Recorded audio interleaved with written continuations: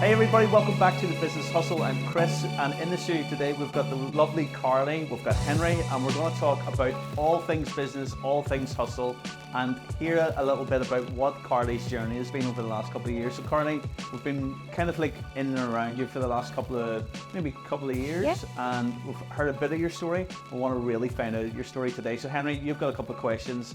Let's hear it. Carl, if I looked at your social media today, all I would see is success, and I was here, I was there, I'm today, I'm speaking at events. But we all know that social media paints a picture that is partially true, okay? And obviously we've got to know, as Chris said, the last couple of years, I'm sure that it hasn't all been roses and sunshine and light type of thing. How did you get started? The challenge is getting up, Flipping Belfast and all that, and some of the semantics that you had to face as a person making their way. You know, it wasn't, this whole Flipping Belfast was born out of my back being against the wall. Yeah. And a dream as well that I had, and whether I chose to let it go or whether I tried my best to make that happen. I never intended to be a property developer. I never intended to have, you know, a social media kind of presence. Nothing like that. I was married, as you know, and I had an ectopic pregnancy followed by a miscarriage, and my marriage fell apart. My husband was sick and he moved back to England, and I always had a wee bit of an interest in property, so I had said, let's buy this house in the street that I love in Belfast, let's demolish it and like build the dream house, the Kardashian style house, let's do that. And you know, he was like, oh, can we afford it? But risk. I said, we can do this together. But then when we split up, he said, you have to, you know, sell that house and I need my deposit back, which is fair enough. He did need his deposit back. But I didn't want to sell the house. And with all the trauma I'd been through, did I let go of that house and potentially never be able to buy it again? You know, he did say to me, he's cheeky, he said, you'll not be able to afford it without me. Me. So, and at that time he was I suppose he was right, you know, with the job I was doing as a civil servant. I was earning £2,500 a month. I hope you're getting a load of value from what we're speaking about today in this episode, and if you want to subscribe, we would absolutely appreciate it. Just drop a little link down in below, and we would love to hear from you. We would love to find out your comments on some of these little podcasts that we're doing, but we hope that you're getting good content from them. Yeah, and Chris and I's commitment to you guys is to put out high-end quality content on a weekly basis that helps you scale yourself, that scales your business. So at that point, I'd say a lot of people would have put the house in the market and sold it and taken their money from it and just got on with things and maybe looked at a different house or whatever. But I thought, no, let me figure out how I can do this. I went to the mortgage advisor and it's like, how? And she said, well, first of all, you need to find his 25,000 really quickly.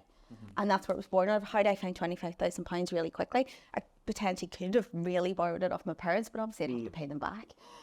But that's where it was started. Like, I need to go and do this. And it was all focused towards the dream of my dream house. And let's chase it and let's give it a go at least. Yeah, that's powerful.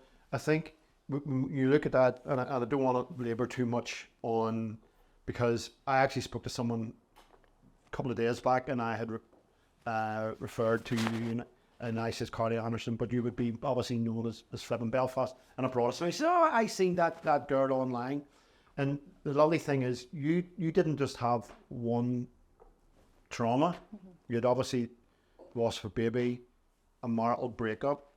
That in itself is unbelievable. And one of the things that we always want to try and bring out in this podcast is that a lot of the times people see the shine and the gloss, but they don't see the pain and the heartache. I'm so glad that why did you feel, because one of those things could have put you into victim mode or a place in life where your ability to believe, I'm sure your self-confidence was shot to bits. Your ability to, obviously your dreams, hopes and dreams of having a family, everything was up in the air. Why did you not become a victim? I think because there was an urge, or there was a burning desire in me there was a focus, and that focus was the house. You know, so there was... It gave you something to focus on during all that kind of trauma, as you say, that was happening at once. And it kind of probably made me feel a bit braver, because I thought, if I can get through this, I can probably get through it. Like, to me, buying a house that maybe didn't work out was insignificant compared to what I'd just been through. So I thought, you know, let's focus on that. Let's see how we can get through it. And some people say, goodness, were you in your right mind? Actually, looking back on it, I probably wasn't, but that helped me, you know, like, just like surge ahead with a plan.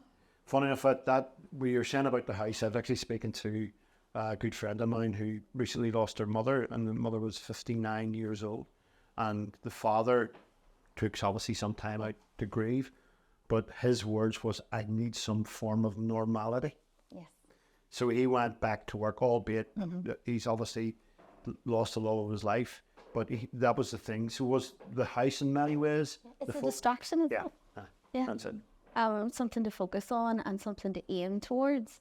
And, you know, that's probably what got me through it. Agree. You know, not sitting in the house by myself, like, I didn't want to go out and, you know, socialise in bars or anything. Like, it was just, there's a job to do, let's get it done. Get it done. Yeah. That's what I think is amazing in business as well, is that we meet so many business owners who have maybe, like, they've hit rock bottom and something really bad's happened in their business, like cash flows maybe choke them, or they've had, like, people leave the business that's changed stuff for them, and all of a sudden through like this kind of fight or flight, that whenever something goes really wrong, that you either rise up to the occasion and you go, no, I'm going to go and find this money, or I'm going to make this work, or I'm going to find a way through this. At least give it a go. Yeah. That's it. And I think that's what separates almost like really successful people from people that like fall under problems, and problems happen everywhere. Yeah. But I think it's almost like a secret sauce to success. Yeah. Is it whenever you hit a real hard wall, and it's that kind of like, it wakes you up in the morning, you've got a little fire behind you to go and see things done.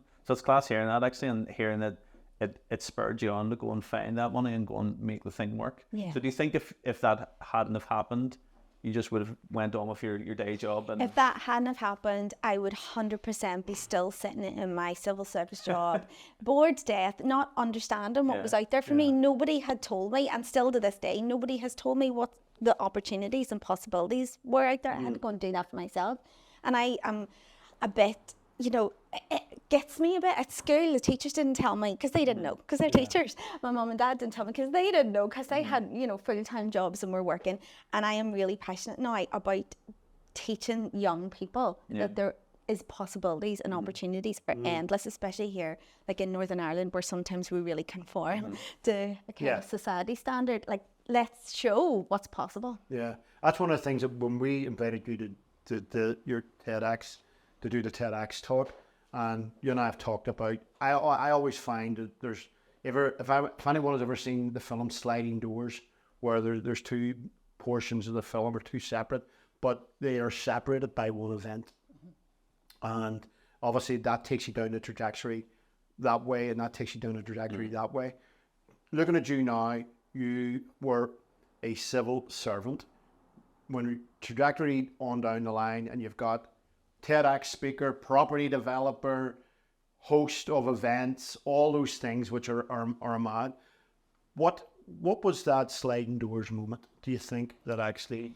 Do you know, I actually think it was what we were talking about there, that sell the house or go ahead with it. And everybody expected me to sell the house, and it was that choice for me. I think that was the moment. It wasn't, you know, then at that point I had to make decisions to, you know, go and learn what I'm actually trying to do here, and go and network with people and step outside my comfort zone and do it around a full-time job as well, when I wasn't particularly feeling great myself. So I don't think those were, I think it was this house. Do you want to follow this dream, or do you want to just let it go and see where you go? And actually my mum said to me, I don't know if she'll remember this, but at the time when I was doing that, she was like, I do not want this house to be the downfall of you. Wow. And actually, looking back, it's probably made me. Yeah.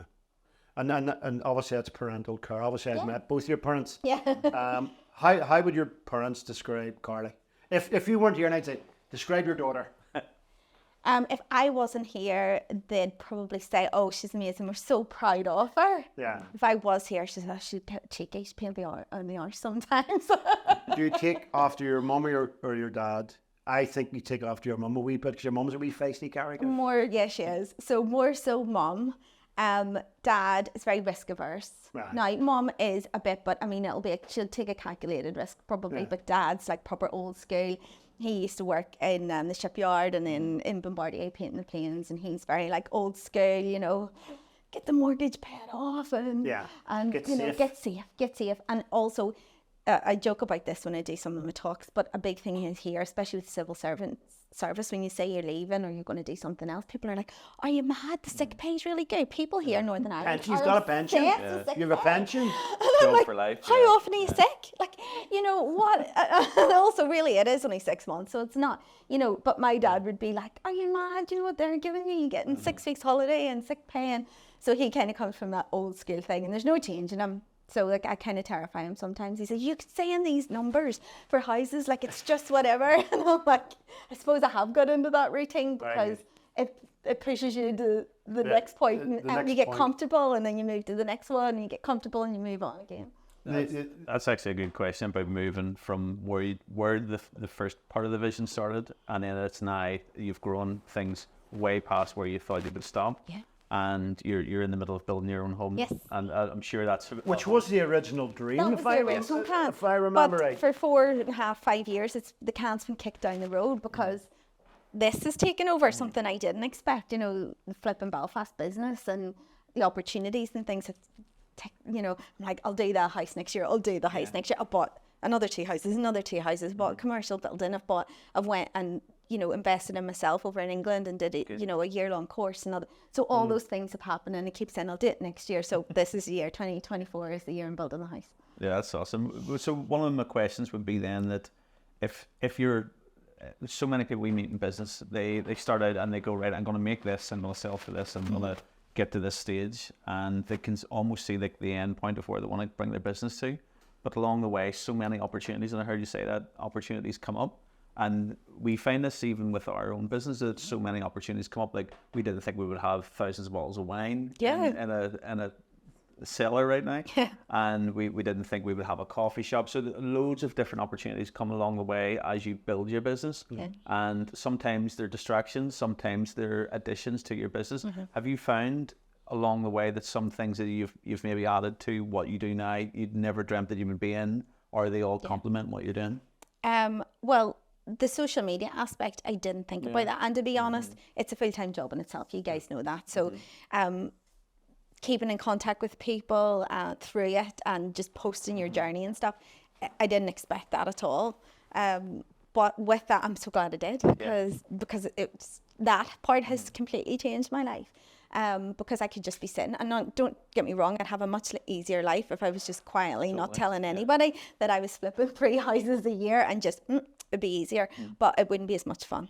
We were speaking at an event last night, and one of the first things we were talking about was sharing who you are on social media. Not everybody's built to do that, and certainly whenever I started, I preferred much to be behind the camera than in front of a camera, and because I seen how much it benefited the business, and we were explaining this last night at the event, that get out of your comfort zone, go and start sharing who you are as much as what your business does, because those two things are connected, and people buy through people, and they are attracted to the people that are like them as well. So for us, we tell every single business owner that we meet, get yourself online, start sharing about what you do, and even if you're a fumbling mess and you're shaky and you're messy, share those words, share all the troubles that you go through, share all the mistakes that you make in business as well. But that's what you want to see. That's what I want to see watching. I don't want to see some formal, you know, polished property developer standing, you know, in the suit saying this is, you know, what we made. It's just a bit boring. Scroll on. Move on with it. And I hope that mine comes across that I want. There's a lot of me as me in it, but also I want to show that it's not, I don't want to be this complete property guru. I know I'm teaching people how to do it, but I want to show the power of how it changes your life. So how, you know, in 5 years, like, and that's, I mean, a really long time, you could do it quicker, but you could have a completely passive income from property and be doing what you want. Is it traveling? Is it, you know, maybe something else you're interested in? Do you just want to sit in your bum and go to the gym every day? That's okay, because that'll allow you to do that. And that's what I want to show, that it gives you life back. There's class actually here, and there's a guy behind the camera here. PJ's bought his first house today. Congratulations. Congratulations, PJ. And whenever he was sharing, James. so he was sharing that he's got a house, and I'm now going to have to spend the rest of my life spending my money on the house and trying to pay off a mortgage. And I was interested in hearing a different take on that. You got a big lecture, didn't everybody, you? He got the shoes, he got the high Like, heels. when I get home, I'm going to phone him and say, PJ, like, we need to have a word about this. Yeah, so give me that as like a 30-second of what you would suggest to anybody who's maybe buying a property for maybe the first time property, or they're maybe stretching themselves and they're thinking, how do I get out of this, or how do I pay this off soonest? I would say, first of all, for like an investment property, a lot of people here have an idea that, you know, maybe they've come into a certain amount of money and they will buy a flat or an apartment or a little house, something like that, and they'll say, we'll pay it off, and then that's it, we own it outright, and every penny that comes in, which is roughly about maybe £900 a month in rent in Belfast, that comes in to us, that's our money, and that's it, and it's safe and it's paid off. Whereas it just makes no sense. So if that was 100k even for that property, my advice would be put 25k down and buy 4, you know, and people be like, 4 mortgages, but instead, if you're going to bring £900 back on 4 of them, yes, you're going to have a mortgage payment and stuff. So say you come out with £500, there's 4, so there's £2,000 already that you're coming out with profit. And in addition to that, that one house you might buy might go up by 100k over the next 20 years or so. Yeah. So if it goes up by 100k, yes, you've made 100, but the 4 houses go up by that, you'll have made 400, plus somebody else will be paying your rents and, you know, giving you a profit and paying off your mortgage. So that would be mine if somebody was going to invest. But if somebody's just buying their house, again, like what I was saying about my dad, we're just pushed into this way of thinking. It's pay your mortgage off, pay your mortgage off. And it's this trajectory. Sometimes to me, it's like, work hard all your life, pay your mortgage off, you get to go on a cruise, and then you die. And that's the kind of that's it. That's what people think's okay. But I want to show that you don't need to do it. If you know, have a little bit of extra money and you're wanting to pay off a bit of your mortgage, let's work it out. Like, be sensible about it and go to people who know this information and can say, well, yeah, you would come down by an extra £100 and something a month. But if you went and invested it doesn't need to be property either. But if you went, and that's what I know about. Yeah. So if you went and invested it in property and bricks and mortar, that £100 that you're saving a month actually might start bringing in £500 a month. So it's knowing how to do it and going and getting a model as well, that you can see that there's so many people who have done this and showcase this is not a fairy tale. Yes. It physically works. And I think that's the big kind of reveal to me, is that there's this underbelly of new entrepreneurs that are coming up. They're able to find a different way to live life and enjoy life probably a whole lot more. And some people can think of it as a side hustle. Like, it doesn't have to be, you don't have to change your career and become a property developer like me. Right. You don't have to do that. You could be earning a couple of grand extra on the side. Sure, who wouldn't want that? You know, and it is an industry where it can be pretty passive. You know, it's not going to be, nothing is going to be 100% passive. No, it's not. So let's dig down in this, because I've got into trouble sort of a couple of times over the years with this, is that you've a couple sitting in the house, because this becomes being brave, being confident. You've a couple sitting in the house or whatever.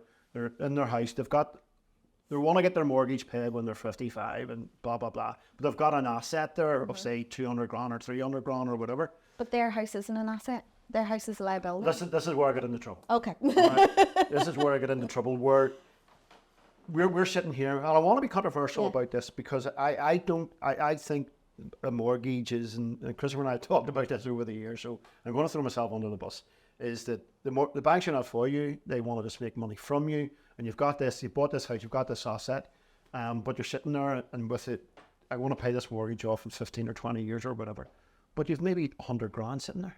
Mm-hmm. Mm-hmm. What would you be saying to that person, type of thing? Or 150? Some people have maybe 300 grand. Some people don't know what equity they have in their own house, which is even scarier. Yeah.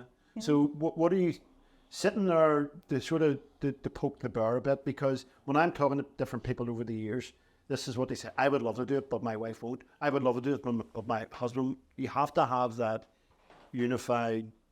But you know what I mean? And I think there's always usually one person in the relationship that doesn't want, and it's very important to kind of try and bring them along with the journey and show them what you're doing. Not this is just some idea that you've come up with, and whether that's taking them to networking events or meet people, or even on social media, people that are doing it, send them a message. Can you meet for a coffee? For years on end, I did that with people. You know, explain or go to a training event, pay the money, and invest and learn how to do it properly and learn how to do it without any risk.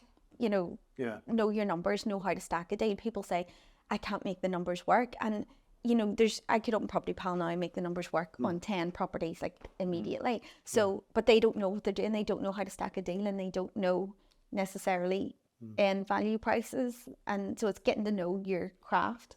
Definitely. One other thing on that, because I've obviously bought and sold a couple of properties over the years, so of a wee bit of insight.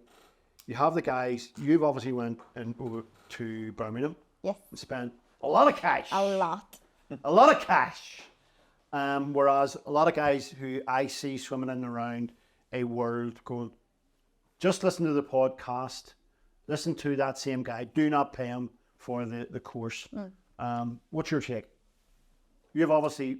If you feel like that, then don't pay them for the course, but let everybody else make their own opinions on what it is. It might change their lives. Like, you know, it changed me from flipping houses, which I was enjoying and making so much money from and really getting fulfillment, to actually stepping up a gear and wanting to build a portfolio. And you felt paying lots of cash. No, it was scary, Henry, to be honest. The first course I did. That's what I mean. Oh, that's where you know. So the first course I did was £500, and I thought, £500? I'm paying this man £500 for this course. This is mad. And I flew over to England, also flight, hotel, all of this. Going over your time. So £500 was a lot. I really enjoyed the course, got a lot from it. And then the next course that I saw, and I thought, I could do that, was actually it was a deal sourcing course, the £500, and it showed you how to stack the deals and how to source them. Now, you're not even buying a property, but you're going to sell that deal on to somebody else. So the first deal I sold, I made £3,000. So that 500 was easily covered. So you're like, okay. And that's where you have to see the value. That's where you have to see the value in. And then the next one was like learning different strategies. Like we did our Property Power Network in John, you learning HMOs and things. But I had to go to England because there was nothing here in Northern Ireland. It's only a couple of years ago. That is shocking that there was nothing here in Northern Ireland for me to go to. So it was 1,500, and I was like having sweats about £1,500. I was like, oh. And then on that £1,500 course, there was lots of people all signing up for the 25k one, and I was like, they are nutcases, like head cases. 25k is a deposit. I could buy a house, flip it, make 60k on it, nuts. But a year later, then I go back and meet them and be in the same room with them, and they had millions of pounds worth of property in a year, and they were making all this passive income, like 80k passive income a year, and I was thinking, I should have done. Sorry, my eyes. Oh my goodness! And then that kind of made me think, will it? And it did definitely need like a push, and when I pushed the button to say yes, I was nearly sick. But it was worth it in the end, because at the end of those 12 months, then I came away, had a portfolio over £2 million, which I wouldn't have done if I had just kept flipping. And also with the flipping, I would have had to keep flipping. It wasn't passive, you know, you had to constantly buy a house and move on to some whatever. Whereas when the portfolio set up, you can, well, I'll say you can take your foot off the brake, but that hasn't. So obviously you've shared a lot of fantastic sort of stories in regards to where you were and where sort of you're going. If obviously we have an audience out there, what would be, you done a talk called Flip Your Life Around. Obviously you're in the property side of stuff. What would you be encouraging guys to do there who are maybe come maybe from a background similar to yourself, or they're at that stage that we're maybe in around 40 or 50 or whatever, you go, am I on the back nine now? What would you say to those type of guys? Absolutely not. Like, on the course that I paid a lot of money from, one of the guys is 18, but one of the guys is 75. Like, it's never too late. The only time it's too late is if you're in a box, to me. That's it. It's never too late. And why not? Like, they life's for living, get started on it. So I would encourage it, whether it doesn't matter if it's property or something else you're interested in. Get started, take some action, like tiptoe into it if you want, if that's like free information online, or if it's just going to the networking event that's happening in Belfast or something, or reaching out to somebody on social media and saying, can I meet you for a coffee, or can I book an hour with you, or something like that. Do something. Just don't think about it for another year.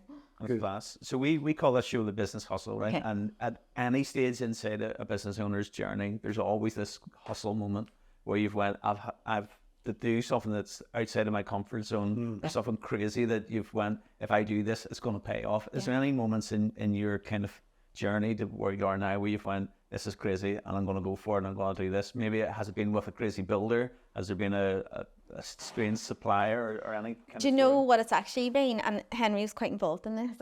It was actually my courses. So the courses that I host to teach people here in Northern Ireland. So we went for a coffee, and I remember saying to him, oh my God, like 40 people a week are now asking me, because I did, like I want to show people how to do it and give information. So people were messaging me online and saying, can we get a coffee?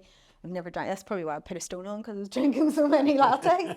But can we do this? Can we go for a coffee? And I was, but it was getting out of control. And I remember saying to you, and you were like, you have to do a course. And I was like, oh no, Jesus, no, what if nobody comes? And I want to hold you accountable, I say. And he's like, you better have this sorted by the next time we come. And I was thinking, you know, you ought, even though I feel like my mindset's really good, there's still the, what if nobody comes? Like, what if you put it up there?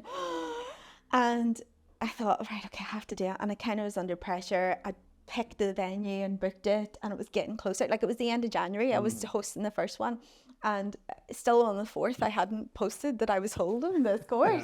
So I was like, right, it has to be tonight. I did about probably 20 takes for it in the kitchen. I remember it's still on my, it's still on the grid on the Instagram, and put it out there, and also charge the price point for it. Like, I came back, I was like, should I charge this? And he's like, absolutely not. And I was like, oh God, oh my goodness, what am I charging? And then I put it out, and it was sold out within 4 hours. That's fast. So, and you know, I was panicking, like, what's happening? And also, it was really interesting to see who bought. You know, some people are very, now obviously I've hosted a few courses, some people are right there and they're like, there you go, there's money. Like, they don't, they see the advert and they pay it. And they come and they learn and they get involved. And some people, like probably me back in the day, need to phone me and need to ask a couple of questions and need to say, which is good, because they're obviously finding out what they're going to learn and things in it. But it's nice to see how everybody deals with something like that. You had a random one where you had, I think it was a New Zealand cricketer or something like that, where they've been watching you for 6. From Sydney, from Australia. No, Australia. I knew it was one of those sort of areas. But again, that shows you the power of social media. Where it was like, you would always talk about this, about your brand proofing, your social proofing and stuff. And I remember having coffee with you, and you said, I had a random message from someone looking to source a house. Yeah, they were living in Australia, but they were moving to Belfast.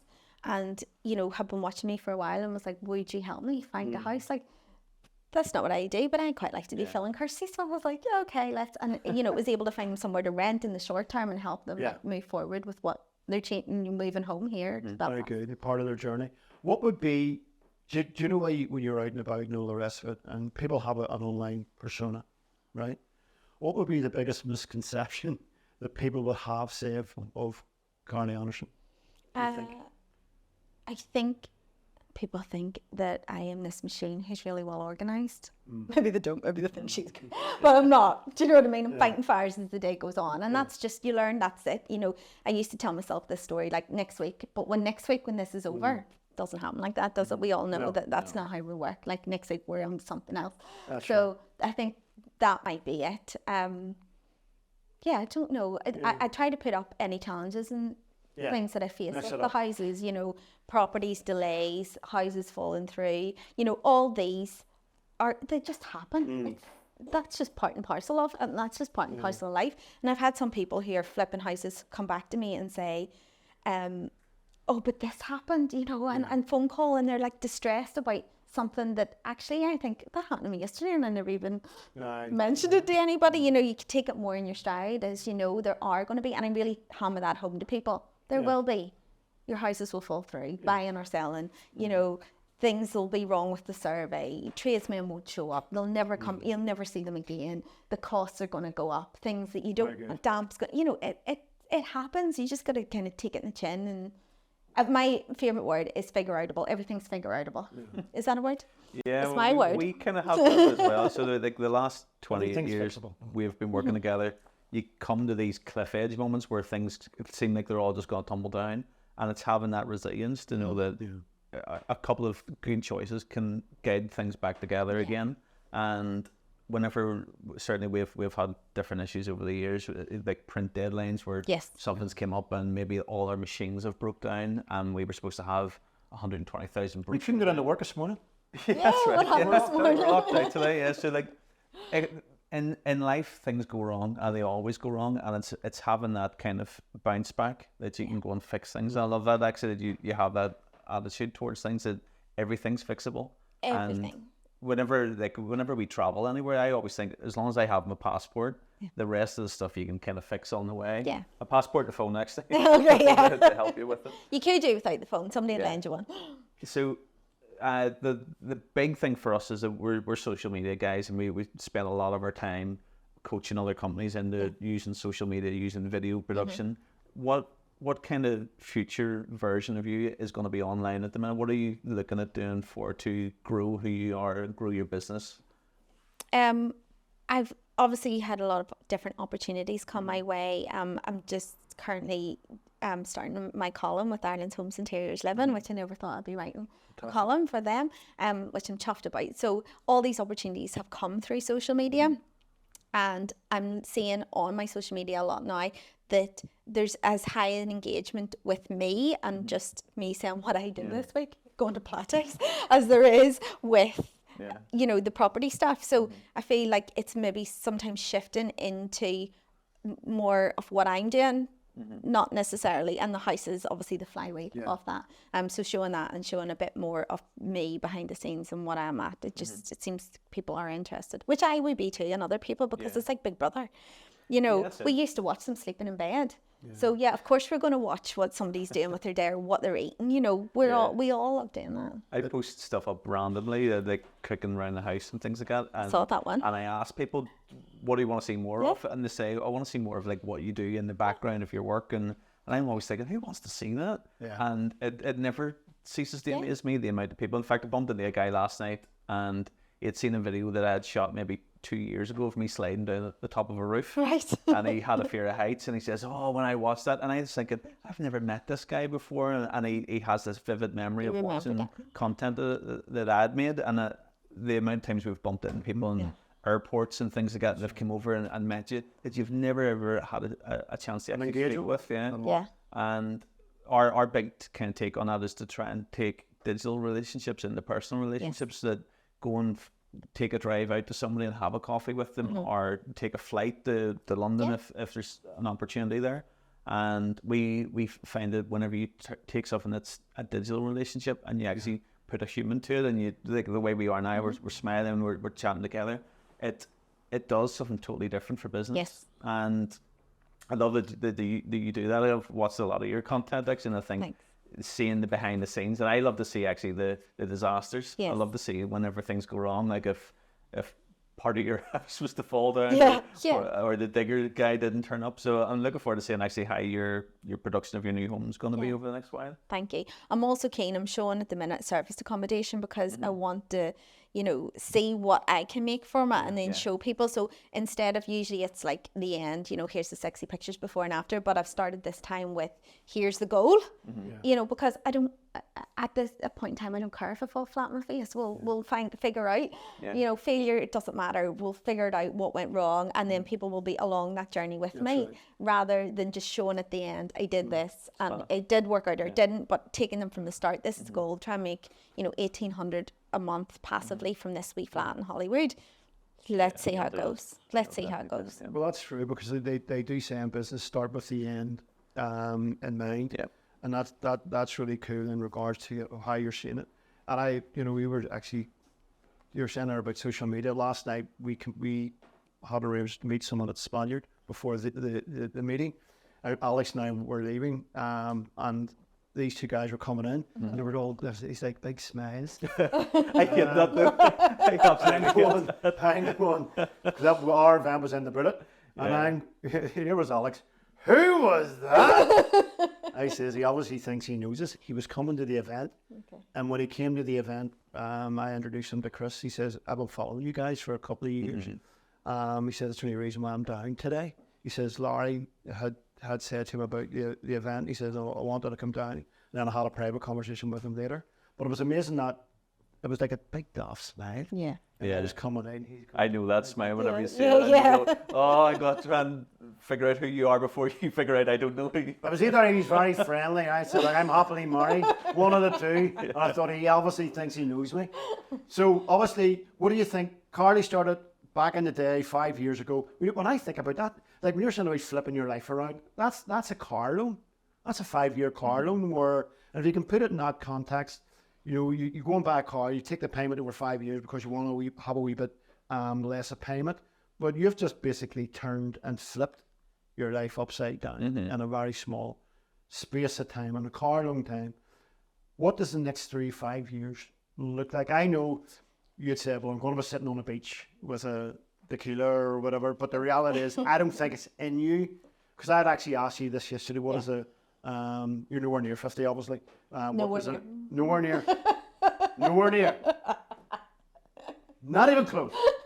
What does that say a 45-year-old Carney look like, which is just a few years away? Well, we talked about this because I used to have a property coach and a mindset coach. Yeah. And, you know, I was like, it keeps, again, this is back to the once I have the house built and it's, you know, paid for, and once I have the apartments, the passive income coming in, then that's be me done. And she said, I think you're going to be sitting by your pool in your new house smoking a cigar. I was like, yeah, that's exactly what I think. And she's like, you won't, because after a couple of months, Carly that I know will be absolutely bored and looking at something else today. And do you know what? She's completely right. You're completely right. I won't. I'll be doing something else. And I'm really keen to take any opportunities that come my way through social media and use them, and also to give back and help others. And what we're saying about the younger generation, I'm actually going out into actually shared about that last night. Yeah. Oh, right, okay. So I'm going into Campbell College, might be going into my old school, Victoria College, to speak to the business studies A-levels guys about, you know, entrepreneurship, property, and, you know, things that I wasn't taught back then, which is nice that one of the teachers, the business studies teachers, came on my course. Very rightly so. He said, because I'm teaching these guys business studies and I need to not just talk the talk, I need to walk the walk. So I'm going to buy this house and flip it and show them. So that's why I'm going, obviously, to school. So I want to be doing a lot more of that, and a lot higher profile. So this is kind of my starting point with them to get, because I have guys of that age approach me, and girls too, you know, 18, 19, 20, how do I do this, how do I get started? And they blow me away. They go away for a year and come back and say, I saved 60 grand this year, or I made 60 grand this year. You actually shared a story, I think, at the Galgorm. Yes. So it was, this has been on a couple of occasions with a couple of different guys, but they're all in some of the guys sold stuff on eBay? Yes. No, he has set up, so there's usually between 17 and 20, and there's been a number approach me, and this one said, I'm going to go away and get enough money for a deposit for a flip. I was like, go ye. And off he went. Did you give him a figure? Didn't you? No, I didn't. I was like, go ye. We talked about what you would need and stuff for a flip. So off he went. He's in his last year at uni. And he ended up seeing me at Think Network event the next year, and he said, right, I've been working really hard, but it has been my finals, Carly, but I've saved up 60k. Would that be enough for 60k in your finals at uni for? And I was like, yeah, what did you do? And he was like, oh, I set up this company where I go and source these luxury guys. And I was like you're inspiring me at this point, you know. And that's not just been one, there's been a lot of them that come and, you know, one way or another went and figured out. And as we were saying, they say, you know, cost of living crisis, can't get on the property ladder, all these things. Well, here's these guys that are showing you that you actually can, and they're really young. Gary Vee's a big advocate of that. He says no matter what age you are, whether you're 30, 40, 50, 60, 70s, you can go and buy something off eBay and sell it, blah, blah, blah. But it's having, but we were talking last night about being around an environment that actually feeds that. How important has it been for you? Obviously, there's been all these great things, and it's like when I think about that young fella who went away and got whatever you wants you, right? And that's positive and negative. And a lot of times we see that only in one light, because what do you want? Oh, that sounds great, I want that. No, you have to actually do something about it. Take some action. You know, so going forward, when we look at 2 or 3 years down the line, obviously you've built a foundation, you've created a tribe. How important has your environment been through that time? I'm talking about people, influence, surrounding yourself with, obviously you went over to England to do your courses. That's okay, you're going there to get information, but there has to be a support group and a network of people. There first of all has to be you wanting it, first of all, that desire. But then it's crucial, because if you stay in your circle where people are telling you it's too risky to buy a house, or it's too risky, maybe you should just sell it because you don't want. Or the best one is, every year since I've started buying, there's going to be a crash this year with a house. So a lot of people from then, in 2018 when I started, they didn't buy. and then they didn't buy in 2019, and now we're in 2024, and they still haven't bought, and they're like, "God, I should have done it then." Yeah, it is. Yeah. So I think getting involved with those is crucial, to get out there and get involved with the network who's going to inspire you and educate you probably at the same time. And sometimes it's hard because sometimes you just don't want to go and put yourself in a group with someone. In my first ever property networking event, I took my mum. My mum's like, "Where are we going?" And I was like, "We'll just go here." It was in the Culloden. We went, we got a cup of tea. We didn't talk to anybody. We just listened, and then we went home. Yeah. Do you know what I mean? But it was the first in the door. Yeah. You know, no networking was done. It was in the door. We listened to it and went. And it takes a lot. The guts to go on your own, or you know, sometimes you can't rope people in with you. Go, "Where are you taking me now?" You know, but there'll be somebody that goes with you, and if not, you just have to do it yourself. I was talking to a guy last night, and he was mentioning about how important it is if you're not, say you don't eat in Michelin star restaurants, and he said go and spend time around those places, go and drink in high-end coffee shops. Spend time around people who talk where you want to be. Yes. So what you're doing is you're surrounding yourself with a different group of people, and people kind of like amplify what they are to you, and you're the sum of 5 people whenever you're around them. So if you spend time around property developers, chances are you're going to find a niche in property. If you're a footballer and you spend time around more professional footballers, you'll get better. And we find that it's iron sharpens iron. If you spend time around sharp people, you'll get sharpened. And for us, for the last 28 years, I think the business people that we've been around have really added so much value to us and helped us grow our game, and we've been able to help others then with that as well. So you can hear that through your journey. If you were going to leave us with one little thing for the end, what would you suggest anybody watching this right now as a piece of value that you can give to them if they're watching this right now? And they're maybe thinking about the journey of getting back onto the property ladder. They're going to maybe buy their first home, where they're thinking, "I've already got a property and I would love to do something different with the cash that I've got in the bank." I'd say, you know, first and foremost, take some action. That's why you harp on. Take some action, do something about it. Don't let it roll around to February next year and you're thinking, "Oh, I should have done something." Do it now. And also what we were talking about earlier, that there's, you know, opportunity at all times, but sometimes when people are doing the opposite and saying there's going to be a crash, that's maybe the time you want to go and actually seize on that. And if you've educated yourself well enough, it's not a risk. It's, you know, if your numbers are right and things like that, like you're able to stack the deal to show that you might need to change and pivot a bit. So you may need to rent the property out, or you may need to refinance and things like that. Then, you know, you'll be okay, but you take some advice from people.